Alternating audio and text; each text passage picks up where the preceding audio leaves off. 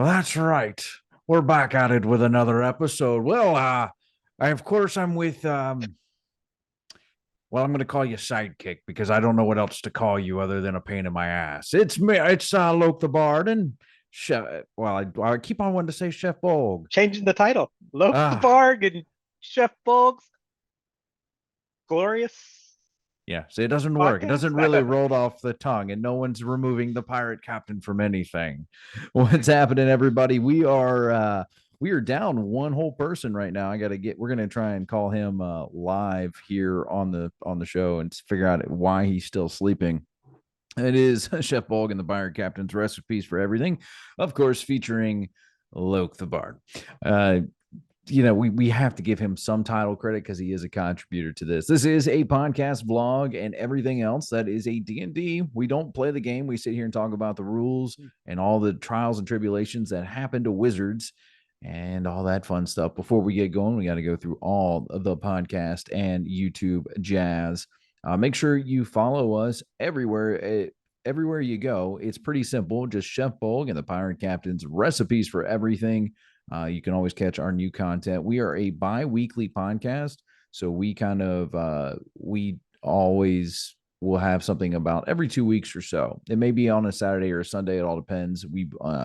Family lives, things like that.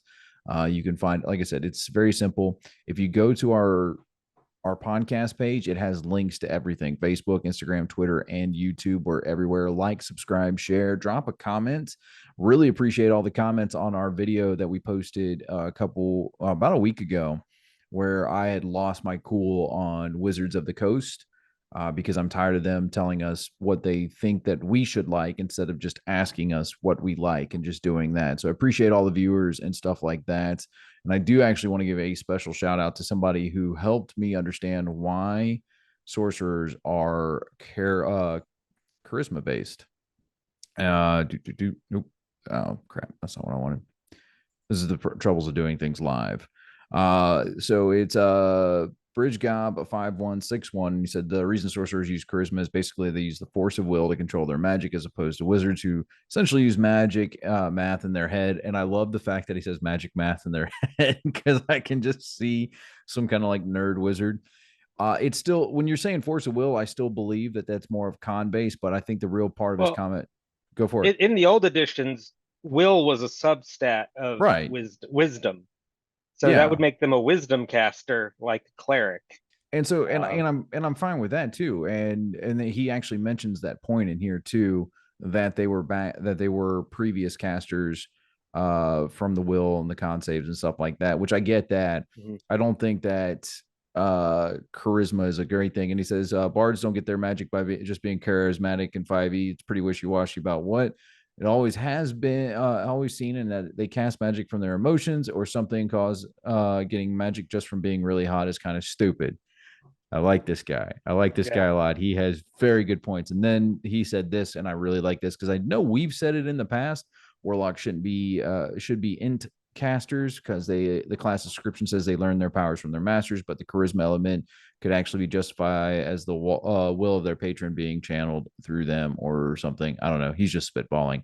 I liked it a lot, Yeah. but like I probably one of my favorite comments that came out from the videos in the last couple of weeks was his comment right there. And like I said, big shout out to everybody who went and watched my rant on Wizards of the Coast. And we have a couple of Wizards of the Coast rants coming up. Probably not as good as that one, but they were good. Because we actually have to defend Wizards. We have to defend Wizards because of people coming out about the Penguin publishing house stuff. Yeah. And I will defend Wizards to a point, but they're not completely in the clear. Yeah. And I think a lot of the confusion is that a lot of people just don't know how things with distributors and that kind of stuff work. Um, Well, I understand them wanting to it- become their own distributor, but well, hold on, we'll get into that because yeah. we're getting ready to do something. I love doing this on radios when you live call people, especially people who work for the show. So I am calling. I can't show you his number on the thing, but I am calling the our very lovable, our very good ogre, who is actually an orc, Loke the Bard, or Look, Somebody needs more coffee this I morning. definitely need more coffee. It has been a week. We're gonna call Chef Bolgg here live on air. You better pick up. I heard you rustling. I thought he picked up. I was like, you are so fired.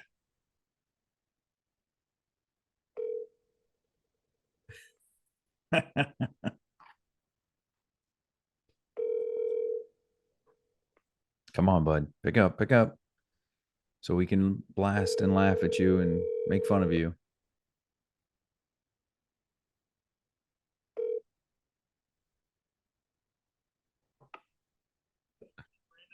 Unfortunately, I'm not able to answer the phone right now. So if you leave me a I had to message cut with out. your I name and wanted number, I'll give you a call back as soon as I can. I wanted to cut out his name, but it Yeah. took him like it's funny because you listen to his voicemail and it takes it a couple seconds for him to actually start recording the message. Like he just waited for the beep and he's like, was that the beep? Should I go now? How about now? So all righty. Hopefully he's gonna pick up and check out the phone. So let's go talk about let's continue this on Wizards and their publishing. We have this from Gizmodo. Now, I'm not a big fan of Gizmodo. Sometimes I feel their stuff is lopsided, but in this case, they were the original publishers of the story. And this is where a lot of, I believe, the heat got from. And they corrected it. They went in and they added their corrections and stuff like that because they originally published, hey, Wizards is stopping their production with Penguin, and that's what took a lot of the internet by storm when it came to this topic. And that's actually how it popped up on our feed. Chef Bolgg actually shared it with us, and we were quick to call it out. And then you started looking into it, and then I started looking into it, and then we realized, hold on, there's a little bit more to this. Yeah, because the headline, the way it came across on some of the not original sources, is that basically that Wizards is pulling out of all their distributors. Yeah. And it makes it sound a lot worse than it is. For one, it's they're ending their current deal with a current distributor, but they have 5 other distributors that they're using still. So game stores and game shops will still be able to get and that and I think that's, like you're saying, was like the big scare that they had first was like, oh no, there's no going to be any more D&D books. It's all the digital age, which was a lot of the comments. Like I went in and looked through there. It's like, oh, they just want us to buy digital and they don't get it. Like I've already made my arguments of why we should have physical copies of the books and everything like that. Like I'll be the first one to admit that. But in this case, no, it's costing them money to do to go through Penguin. And I understand that. And I'm surprised that the other publishing houses actually survived the cut. And I think a lot of it probably has to do with the Penguin Random House deal probably was in place before Hasbro bought Wizards. Right. Because Wizards, before Hasbro bought them, needed somebody like a Penguin Random House to be the major supplier to get them into the Walmarts and the Targets and the big. Because if you look, the other 5 distributors are much smaller than Penguin Random House was. Yeah. So they're probably it's probably a better profit margin. And I hate to be the profit margin kind of guy, but you got to think like they're still a business at the end of the day. You still got to make money. And Hasbro, I mean, you go into any Target, Walmart, type store, you go down their game aisle, you're already going to have Monopoly and whatever the other board games that. So Hasbro already has the distributor source for the big retailers. So it honestly, it's probably just going to make it more.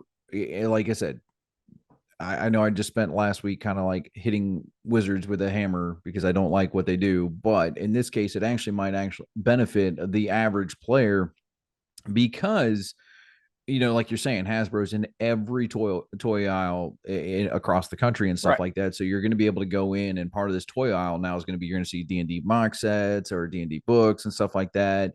And so it actually is going to help out. But so Wizards was basically competing with themselves for that big retailer business.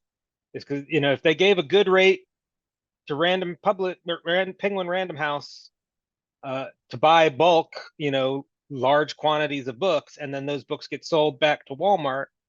Well, that price that Walmart's getting from Penguin Random House is going to drive down the price that Wizards could charge direct. So it's basic business that it makes sense why Wizards would want to do that directly. There is some crying about, because some of these smaller game shops may have also had deals with the Penguin Random House. Yeah. And because they were buying in bulk and getting these books cheaper in bulk, they may be passing some of that discount on to some of these smaller houses, smaller game stores, that when this game store now goes to a different distributor, that different distributor may not be able to give them as big of a discount. Yeah. But the way discounts work, volume discounts are supposed to work by volume. If your store is only buying 1 or 2 books a month, you're probably not going to get that huge discount like a random Penguin Random House or whatever their name. I keep screwing up their name. Penguin Publishing House or something like that. Yeah. No, they buy 10,000 books a month. They're going to get a better discount than Yeah, but who's buying 10,000 of these books right now? Yeah. Well, and that's the thing. They Penguin would buy this large quantity, get the price down. Instead of being $50 a book, they're paying $20 a book and then charging $30 a book to the game store, so that the game store can then charge the $50 to the customer. But I severely doubt that those game stores that were getting 1 or 2 books, unless they were buying a bunch of other stuff from random that wasn't Dungeons and Dragons, which, like a Barnes and Noble type setup, which I don't know if those even still exist. The more traditional bookstore that doesn't, they're still out there. That doesn't have other than books. Those were the situations where the ones that don't sell games and toys and those kind of things, but are just books. In those cases, they may have been getting a better discount than they're going to be able to get through these other sources. Because if they're buying 10,000 Penguin books and one of those is DnD, that discount for the bulk from them may have been being applied.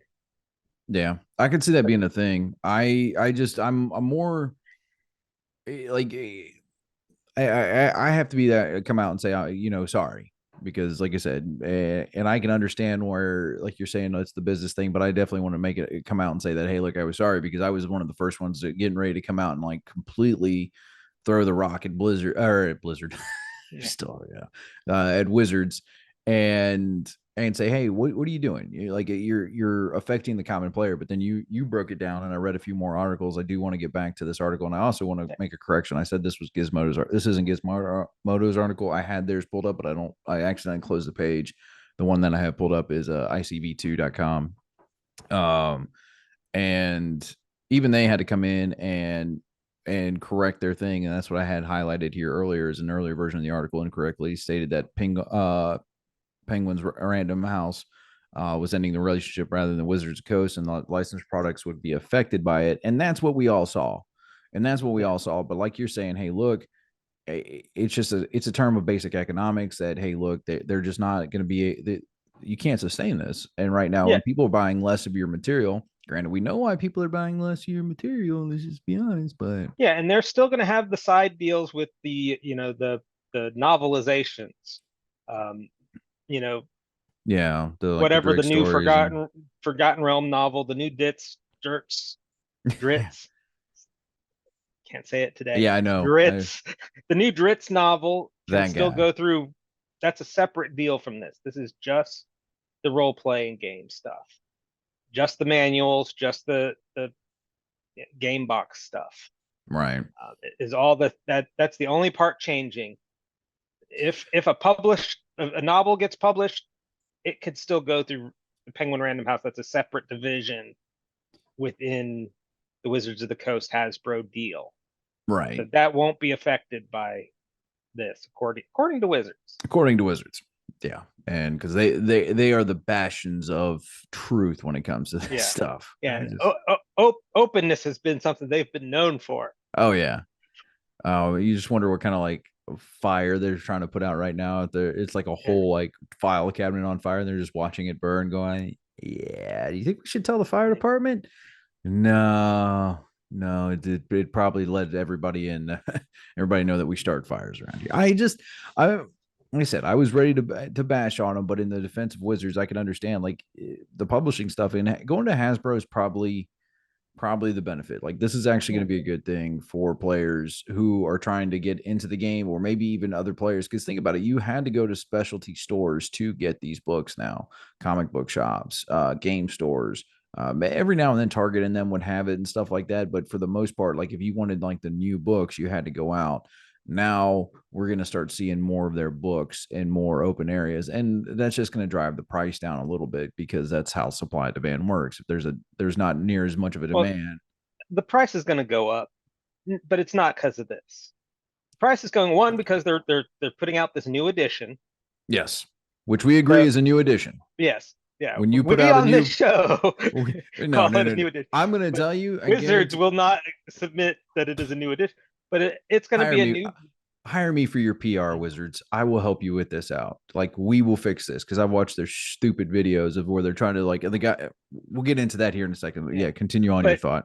But yes, it's the new edition books are going to be at the just release price. You know, when the new books come out, that MSRP that's on the cover is what you're going to be paying most places. Just like any new video game that comes out, any new movie that comes out, when it first comes out, that full retail price is the price you're going to find it for. Yeah. Then, you know, a month or two after it's out, things start dropping back down again.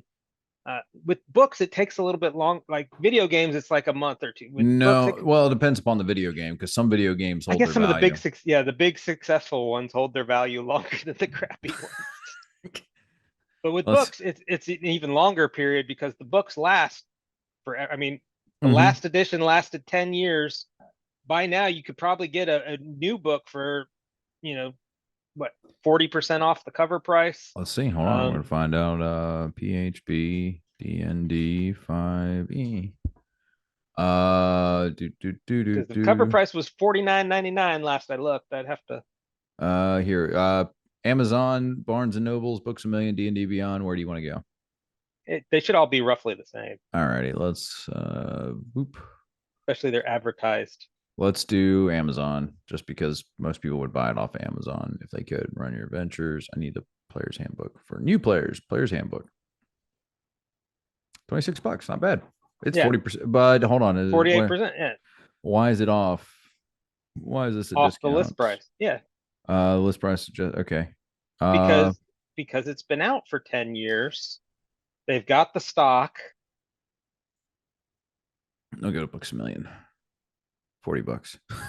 It's cheaper to buy it. Amazon's it's the big retailer. Who buys and sells more? Right. No, they get the bigger discount. No, you're right on that one. So I'm just saying, like you're right on that.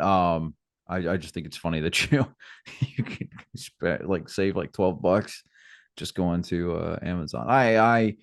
Amazon I think is also running it's one of their that's what I was saying. Like, that's what I was saying. That's because that kind of discount was kind of right because the books are like $49 normally, and you saw Books a Million.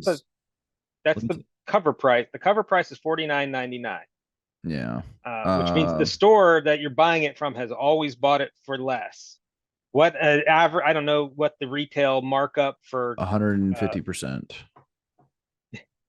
No, it's it's different for every industry. Well, for the most part, it's 150% because you got to make back what you paid, and then you're making 50% over, and that is the player's handbook for at Barnes and Nobles is $41.95. So buy your book at Amazon right now if you're a new player getting into the game. So but so looking at those prices, you know, Amazon and them are probably paying, not Amazon, Barnes and Noble and them are probably paying less than $30 a book. Yeah, but that's just easy basic math. Yeah, that's just basic economics. Right. And so when the new books come out, Barnes and Noble and them not knowing how well it's going to sell probably won't be buying the big bulk orders as much. Right. And so they're going to be buying it at $35 instead of $30. And so then they'll sell it to you for $45. and make you think you're getting a discount off that $50 For book price. real? Look, I'm trying to think of, you ever see those? They're all over Twitter, and it's like there was a video of a kid and he goes, check this out, and he lifts up the rollback price from Walmart, and it's the same price. Because that's actually what retailers will do to make you think you're getting a deal. And you're like, oh, I'm getting 20% off. And you actually, if you pull it up, because a lot of retailers are lazy, you just pull it up and you realize that you're paying the same price. They just put 20% to make you think you're saving money. Yeah, and distribution and the end retailer and those kind of things, they'll play a lot of games with things like this. Like in outside of the internet, this is something I do for a living. So I know how the games work. You know, we're a D&D podcast, but you're getting an economics lesson today. Yeah, you know, I've seen in many a times where you go into a retail type vendor, you're paying $12 a pop for something. If you're a $100 million a year company buying that same thing from that same place, they're going to charge you $6. Yeah. You know, and then if you reach out directly to the manufacturer and make a deal with them, even through the distribution, you may be paying $3. Right. And sometimes, you know, if you're buying it for somebody, like if you're a business and if you're buying it on behalf of another business, you may use their deal to get the even better price. So you know, they buy it for $3. So since you're buying it for them, the vendor may pass on that $3 price to you. I mean, you got, like you said, you're trying to recoup your fee. I'm not blaming anybody, because a lot of this is the small town shop. This is the small town game shop that's selling these. Like, you're doing people a better service by going into your local place, whether it's, you know, Game On, Phoenix, Darkhold Games up here in Ohio, where I do all my stuff at. You know, all these different spots. You're doing a service, and like if you're paying a little bit extra there, you're helping out them. So I'm always down for that. But yeah. I think and you're still not going to be paying more than that $50 price unless the person running the business really doesn't know what they're doing. Yeah. That's what it comes down to. Yes, that little shop is going to always have a hard time competing with Amazon pricing. Yeah, because they're going to they have more available, so you're not going to have to worry about things that are running out and all that. So no, you're absolutely right. And I remember us, you know, back in the days when we used to go into the game shop here, that was, even the guys working there would tell you that, where it's like, look, I can't compete with that. I can't price match that. Yeah. But we would still buy it there because, you know, to support the local business, support that. Yeah. To have that place to play the game, sometimes, you know, spending an extra $5 on your book. It was always worth it. Like, because it wasn't a crazy discount. I mean, even that almost half off price that you're getting at Amazon right now, that $25 for that one book that's the only book you absolutely have to have, and that book has been good for 10 years.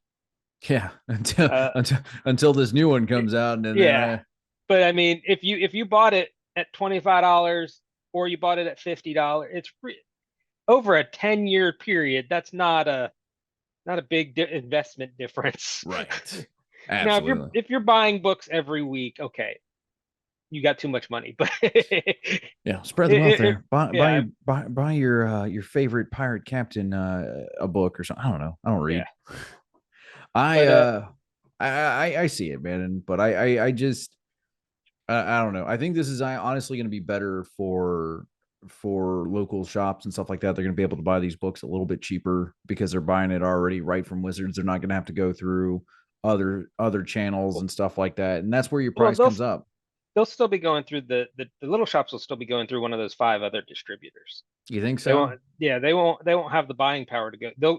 If they go direct, they'll pay full price. I guess I can see that, but I don't think so. I don't think unless they're buying a lot of other Wizards merch besides just because that's where it gets, where it gets tricky, because Wizards doesn't put a lot of that other stuff out into the game shops, though. A lot of that's third party. So you got like Magic and all these other things. Wouldn't that be affected by it too? So I'm saying, like, you're already buying from Hasbro, so you're probably get a bulk.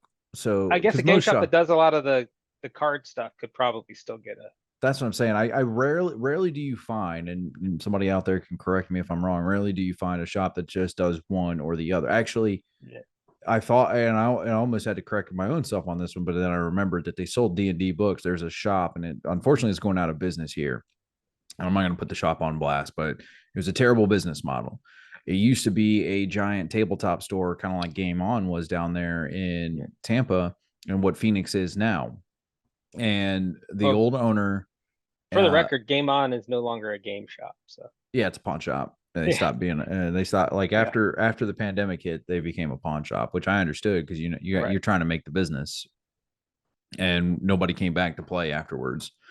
But what Phoenix is now is it's a complete there. So this is what the idea is it's a trading card shop where we have different games from Yu-Gi-Oh, Pokemon, Magic, Force of Will, One Piece, Digimon, all these different ones. Then you also had tabletop nights where you're playing D&D, Pathfinder, all the different games like that. And they had that here they had that up here where I'm at right now. And then the guy sold the business. He was done. Sold the business to these local guys that were coming in. Well, these guys only wanted to play Magic. Well, the thing that our friend Shane and everybody else kind of figured out is you can't play the game and run the business. Like, it's just not going to work out for you. Yeah.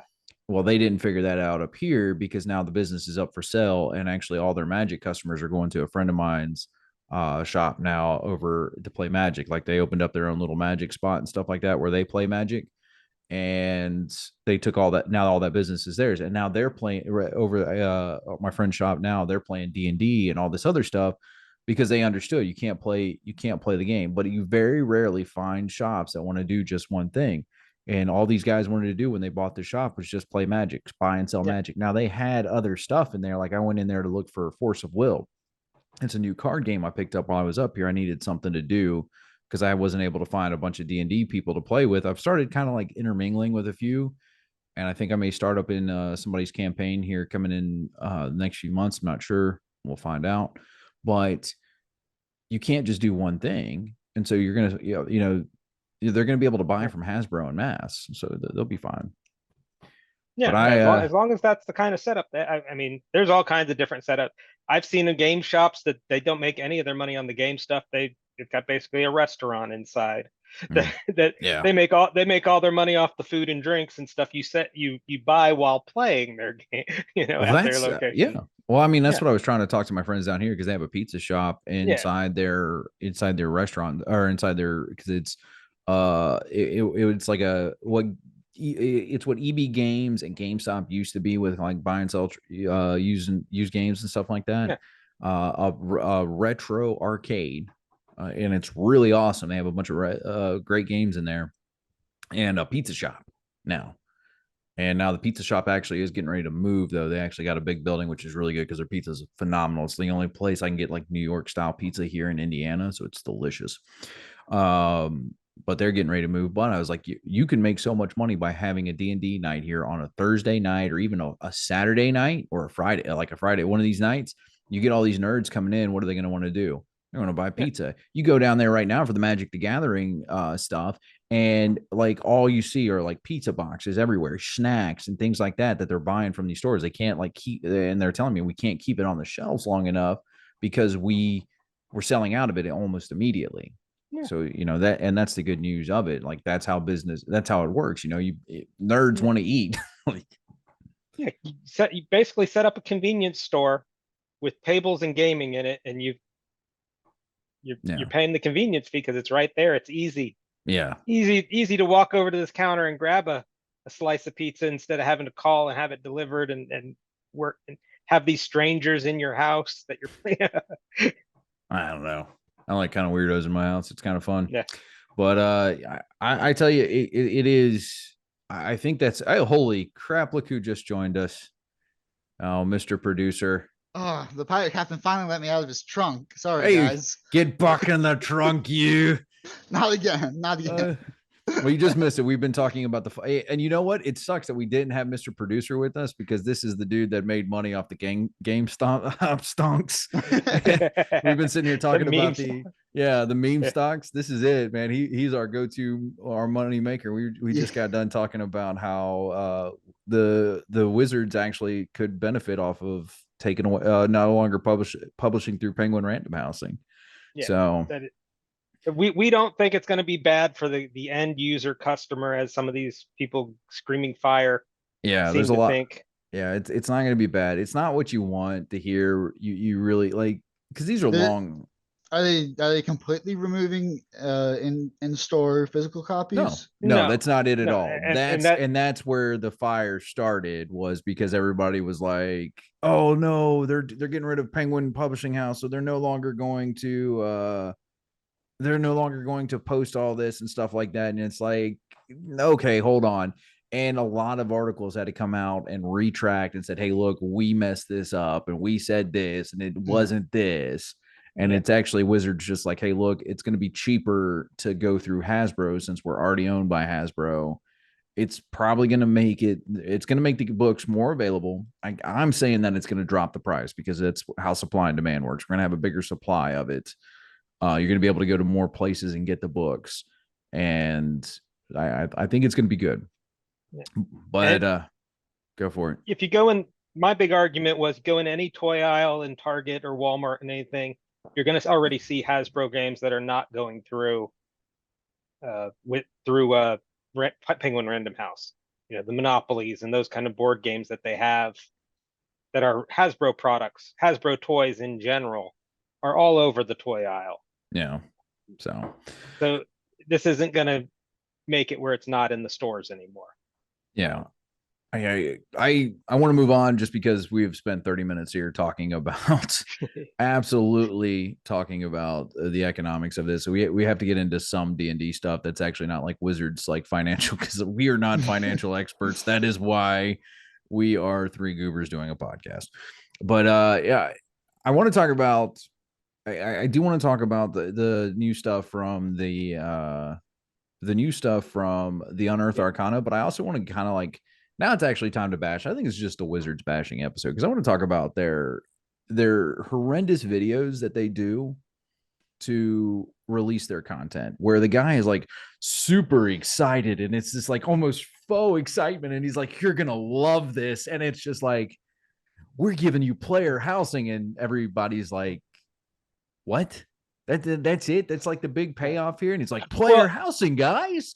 I also think that they bury the lead. That, you know, they spent the first half of that video going over the new stuff that's in this new playtest, and then if you leave, you miss the second half, which is where they start going over the results from previous playtests and what they're going to do going forward. Yeah. Okay. Where, So you know, I'll be honest. they're not gonna.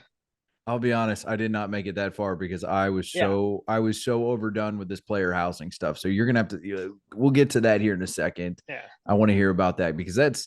And that I think that was intentional. Okay. I think they intentionally did it that way so that you would stop. So, oh, this is the new thing. I'll just read the new thing and stop listening to them.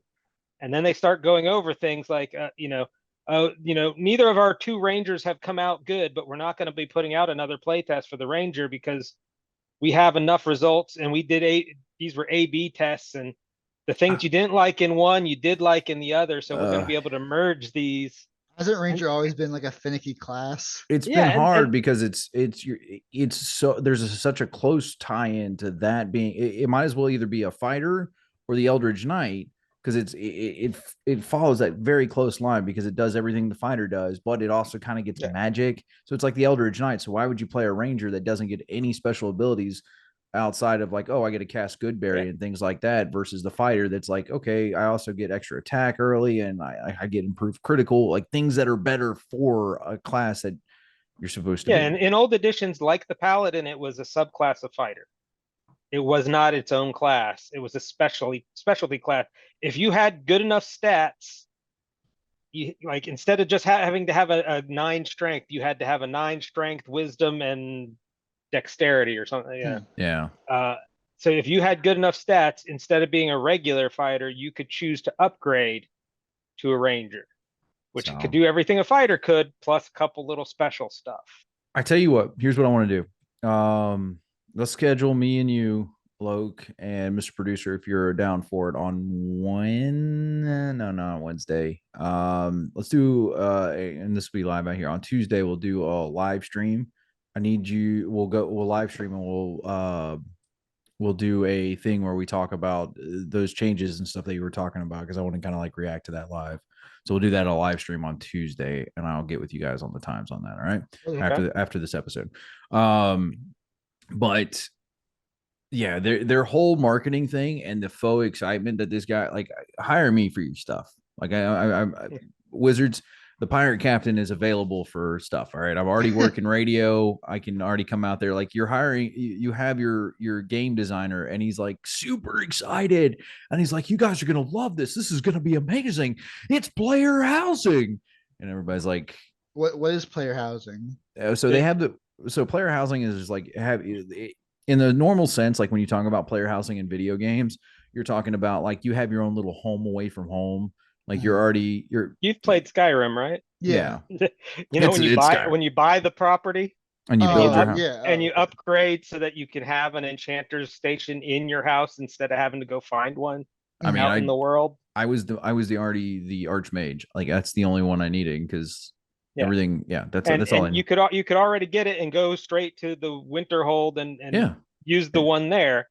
But sometimes you don't want to travel that far and you build one inside your player house. Yeah. Okay. You know, And that's what they're that's bringing basically here. what the Bastion's bringing in a system where the DM, because this is the first module from the new DMG, they're bringing in a system that DMs can use to create and incentivize Building like a base. Yeah. building a essentially. base and Look. and how to manage it. And part of the thing is that they're also trying to manage campaigns that don't do downtime. There are things that you just can't do. Like you don't have time to go and create scrolls and stock up and make your own potions and that kind of stuff. Well, this system will let you get an NPC that'll do that while you're out adventuring. I call it doing it like you've all played Civ, right? I know I played Civ. Loke, I know you played Civ. Yeah. You played Civ. All right, cool. So you know that there's a setting that you can kind of like hasten because the game really will take hours. Even a single person playthrough of Civ will take hours. I'm still on a single playthrough that I started when I was where I've been at work late at night and I just need something to do. I've been playing it for late hours.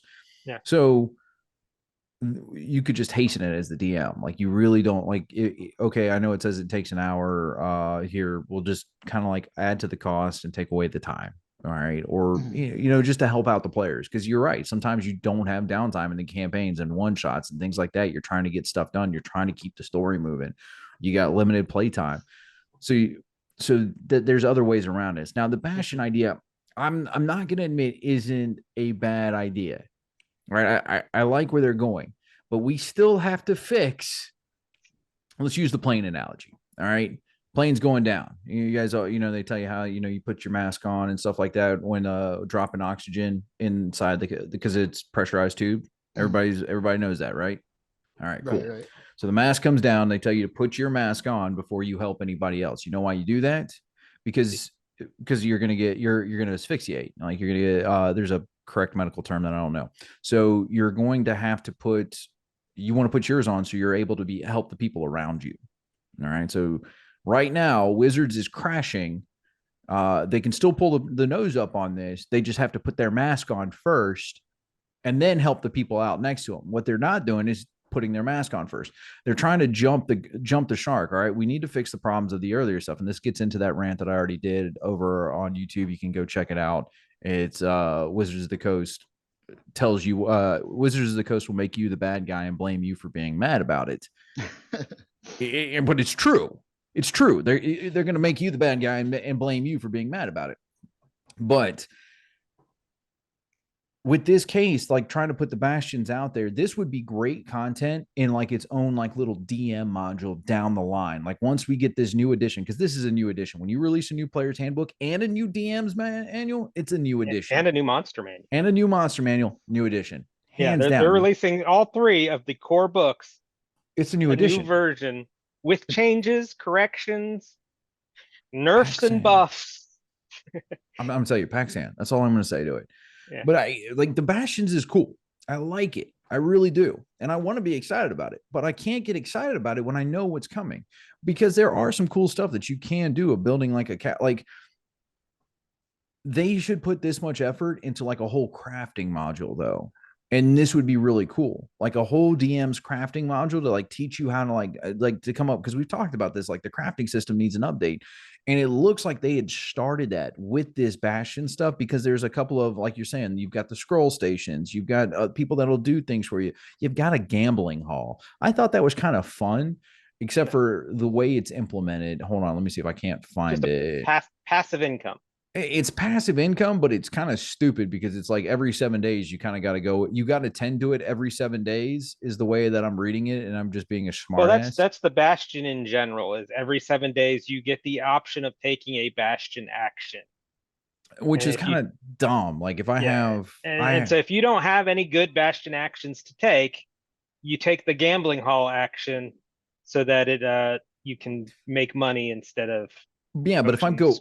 if I go on an event, and this is where it's dumb, and this is part of it. Like if I go away for a month, because sometimes you go out on an adventure, you leave your home for more than a month, and Mhm. you're going to be stuck doing this stuff for like who knows how. I can't go collect that gold. So does that gold get to keep accumulating over the 7 weeks, or does my Yeah, my home you would decide? get your DM would let you take either at the end of the adventure or when you get back or when it's going to become applicable. It's a okay, go ahead, take 7 Bastion actions.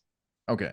And That's gonna have to be the workaround, but I don't remember seeing that being like the option. Like from what I was reading, and I may have just that overskipped yeah, it. that's the way they describe. I'd have to pull it up to.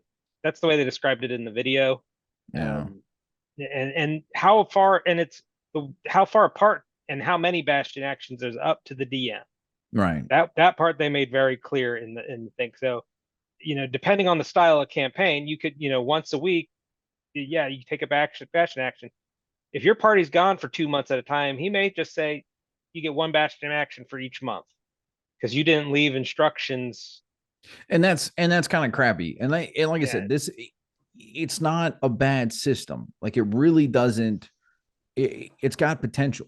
It really does, because it'll help with the crafting yeah, issues that we've had in the past of like, hey, like why does it take so much longer to create this than it does this, even though, and all this, this would really help out. And there's some really cool stuff in there.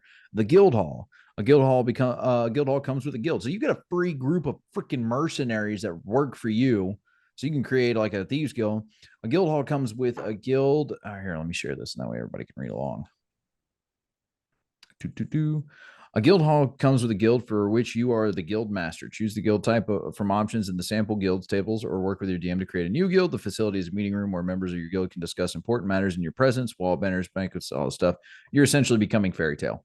yeah. Like you're, which is really cool. You got a baker's guild, brewer's guild, cartographer's guild, entertainers, jewelers guild, masons guild, thieves guild. This one should come with a prerequisite that you have to be a thief. Like I just like making like why is the warlock gonna be a thief? And there are certain they do have requisites for some of these. I don't know, Your sign of how you'd be. the objective DM may decide that sex leads you to risk retaliation from law enforcement or the victim. I like that. You steal from people and they're like, yeah, we're gonna come after you. But there's some really cool stuff in here, but we're just not ready for it yet. Like this would be like a great module right now to release for current edition of like, hey, here. Well, and also though that if you look at some of those prerequisites, they're not basing it on current editions. They're basing this on the new edition stuff. Like instead of for you having a prerequisite to be a thief character, they will make it you have to have a proficiency in stealth Yeah. as the prerequisite. Or I can't. There's certain class features that they will require you to have rather Right. than requiring you to have that class. This is actually, and this is going to be a role player's dream. Like when it comes to the types of players that we've talked about in the past, where you have both combat oriented players, role players, and the mix. This is going to be a role player's dream, because maybe role players don't want to go do combat. Maybe they want to own a business in the D&D world.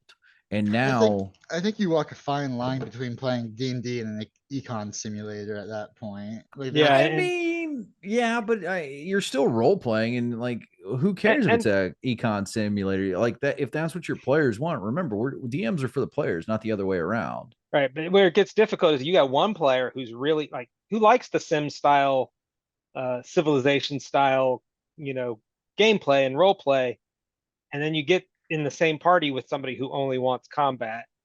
You've still got to balance that out. I got you right now. You own a pub. There you go.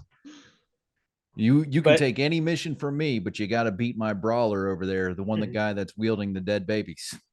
the thing that worries me with this is it is designed where each person in the party can either have their own bastion Or or you can, can combine to do a single bastion. But when they combine, only the defense is shared. And so if you have a big party with like 8 people in it, yeah, at the first level one, you get like one of these features per in your bastion. You know, like the get one guild or one armory or one, yeah. yeah.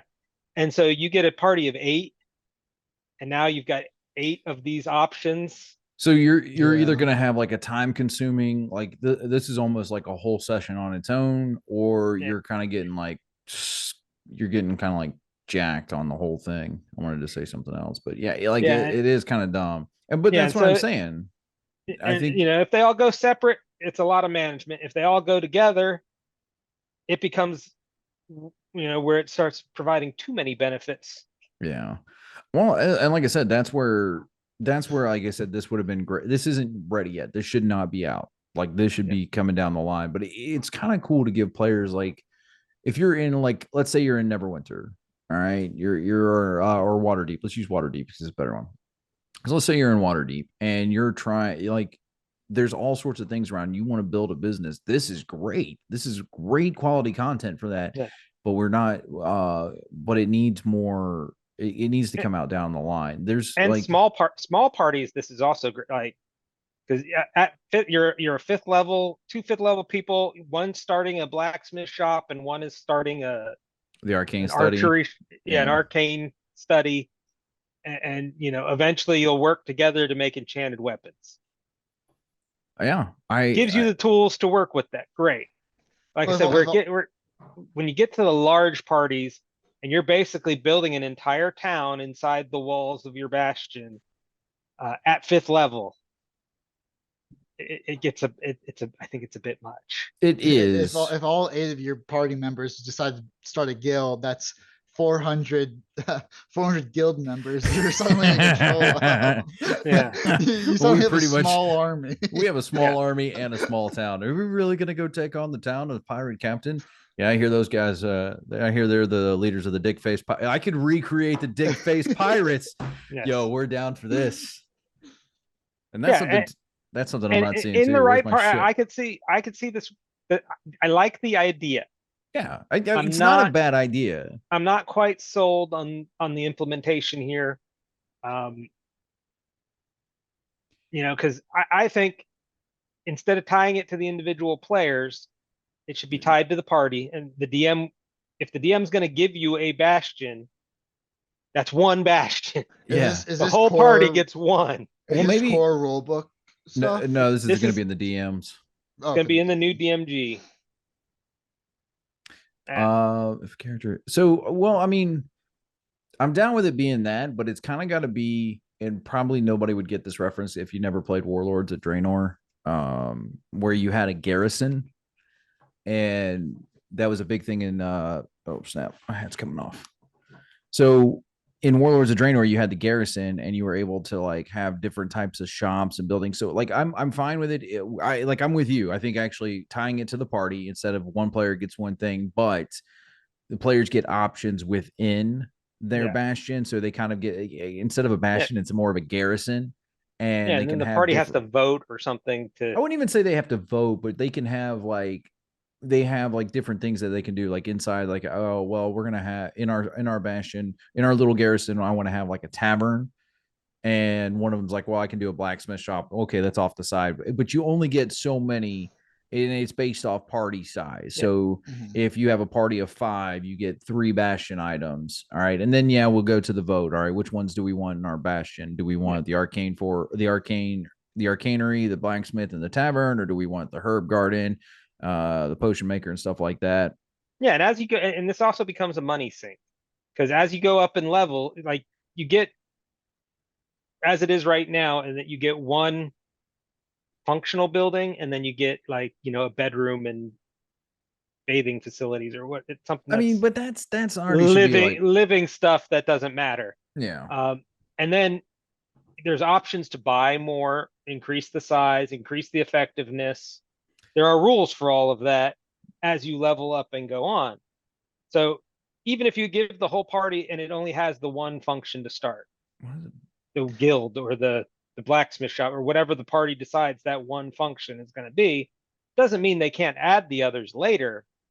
It just, So I don't think they should be adding 8.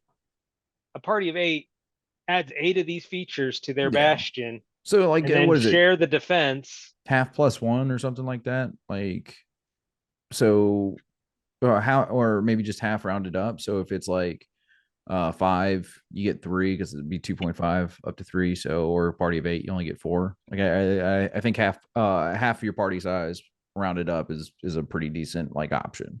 No. What happens, like, when you sink all this time and gold into it, and then your DM whisks you away to another continent? So I want to get into that because you have a Bastion turn. We were talking about that at the beginning. So you have Bastion turns as time passes through the campaign. Hold on, let me pull this up. Yeah, the section.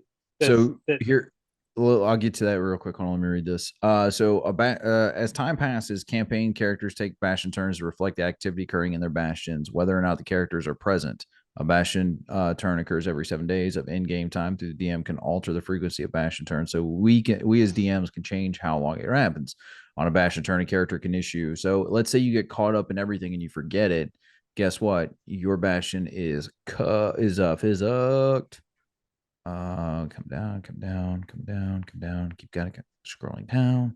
I don't have this like saved, so I don't. I imagine there's gold upkeep for it too. Bam. Right? There's gold upkeep, but here's the big thing: if a character issues no orders to their Bastion for a number of consecutive Bastion turns equal to the character's level, typically because the character is dead or otherwise out of commission, the hirelings abandon the Bastion sites and everything is looted. So you can lose all your stuff because you were so worried about fighting a goddamn dragon. You're like, oh man, we finally beat this dragon. You come back and your DM's if your DM's a chode, which we all know DMs, they can be chodes. And he's like, yeah, you forgot to issue your Bastion turn and now all your stuff is gone. Yeah. Things that I worked for years and stuff like that. Like in our current campaign, party's been away for almost 2 months, diving dungeons and rescuing another town. Yeah. They had a player house when they left. All of a sudden they got no player house. That they and when they got it was like, okay, it's going to be 100 gold a month to maintain this. If they don't pay and they come back, they're somebody else owns their house now. Yeah, I don't remember how much gold we put down on that house. But the Bastion system basically that would set standardized rules for that house. That, like I said, they had a house already. This is something that's been in the game already. Yeah. They're just putting standard rules to kind of help out, giving some benefit. I like I said, I like the idea. I like that it is, for example, you want to, almost every fighter player who takes smithing wants to forge their own set of plate. Yeah, because it's really cool. And not even so much your plate mail armor, just having your own weapon is really cool. Something something custom. In every campaign, there's almost always a fighter smith who wants to do that. And in the campaigns where you don't get downtime, it takes weeks to forge that suit of plate mail. The crafting rules for that suit of plate mail are crap. So just to add on to that, cover it. Well, I mean, not really, but to add on to this, like it kind of like shows that instead of working on the player housing stuff, that maybe we should actually go work on the crafting system. Yeah. Like that to me is like a better argument right now of why we should do things. Like, because this is absolutely ridiculous. Like, to fix the problems that aren't fix problems that really weren't there to begin with and not fix problems. I don't know. It is a cool thing. I love all the stuff that's kind of like going on with it. Of like, hey, here's how you can hire people, how you can make your pirates again. I do not like the fact that there's like not a boat option for We're my not Bastion. even a dock really. Yeah, dock. Cause like you Like maybe a you wanna dry, be a harbor master. like a dry dock Oh where you man, you can can make build ships, and make so much money. Oh my gosh, yeah. Where's that option? So build and Wizard, refurbish ships, yeah. or a But port, just a trade port where yeah, you got, so that's where I'm saying that it needs to be more like the yeah, Warlords of Draenor feature of the garrisons, and people who've played World of Warcraft will understand that reference, and they'll go, "Oh yeah, yeah." Where you had like you could add different things to your spot. Now, granted, it kind of got to the point where you never left your garrison because it was so much easier to do things inside. Like you didn't have yeah, to you start sending out, oh, there's a troll troubling this town. You go take care of that for me. go on Arm, Thieves Guild. our army of 400 adventurers, go take care of that for me. Yeah, we have We'll four stay here separate. and keep drinking. We have four separate guild halls to take care of this for us. How did you get 400 people? Well, it's pretty awesome. And there's things in there like, expanding and upgrading and how to make some of that stuff even better where, as you get up in the gold and up in the levels, you can increase, the functionality of each of these. But then there's other ones that they're what they are forever. It's like, well, it feels unfinished. How's that? Well, I mean, sometimes, Which it's a play test. I guess it's supposed to feel unfinished, yeah, but it still feels unfinished to me. I would agree with that. Like it definitely is. It definitely is going to need a little bit more fine tuning. More items, like we're saying, like a harbor would be a really cool option, or a pirate ship. Like if you're going to add this or something, like just a ship in general, or like I said, harbor, I think would solve that problem. Because you're like, here's a storehouse where you get to hold things of 500 gold pieces or less. It's like I have a bag of holding. Why do I need a goddamn storehouse? Yeah. Like, come on, man. My common sense. My common senses are tingling. The training area, it's like some of this stuff just doesn't like. Some of it gives you like short term benefits, which I don't really like because it's all based around the long rest. So like, oh, I spent time peering through the observatory. I spent time my entire long rest hanging out in the observatory. Now I can use contact other planes for 7 days. But it's like, all right, come on. You have to come back to get that one. That's really hope you're not in the middle of an important call when you're 7 days or like, yeah. This is you're contacting the other plane and like, okay, well, actually the answer to solving your problem is please insert more 7 days after that to continue this call. We were about to solve the problems of the universe. Yeah. Isn't that enough? Please insert more 7 days to continue this call. Oh God, somebody go back to the observatory. But I mean, not a bad idea. Not a bad idea. It definitely just needs. And they definitely, you got to limit these because there'll be people that'll come up with the abuses. Oh yeah. We're gonna spend the next 3 months doing nothing but scanning through this thing. So every time I need one of these, I have one of these. I could see that, but that's on the DM right there to fight back and say no. All right, like remember, okay, and I say this a lot. DMs are for the players, not the other way around. But at the same time, DMs still have to kind of be strong and say, no, we're not doing. You can't do that because if you just give them everything that they want, they'll like you're saying, they'll have no reason to leave. Like, why? When I can have an army of 400 people go do this job for me. If I throw 400 chickens at a lion, eventually the lion's gonna die. Yeah, and I do like. They do need more gold sinks, other than the wizard, because the wizard's the only class that currently has a gold sink. I mean, you have to like being a wizard is so costly. It always has been. Yeah, but that is the only like. A fighter, once you buy your plate mail, your plate mail never really wears out. Well, that's you may get it upgraded, finding a better one in a dungeon or something, but you are never going to be spending money on upgrade. Once you get that upgraded gear to that certain point, which is normally by about 5th level, you what you're spending money on after that point as a fighter is role play stuff. Yeah, but Fine. that's But this gives that's a fault. something. That's a fault on the systems, just the core systems, not so much as like the player housing system. That's like Yeah. the DM. That's the DM. Like there should be like cost and upkeep and armor.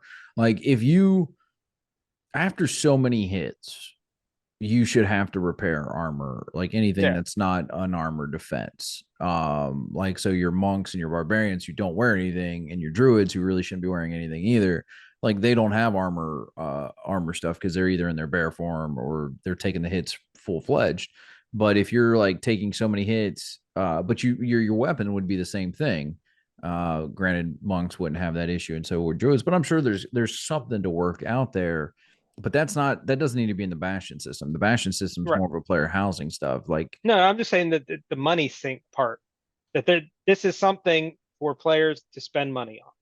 Because what are you giving them gold? Gold becomes a meaningless reward when there's nothing to buy with it. yeah.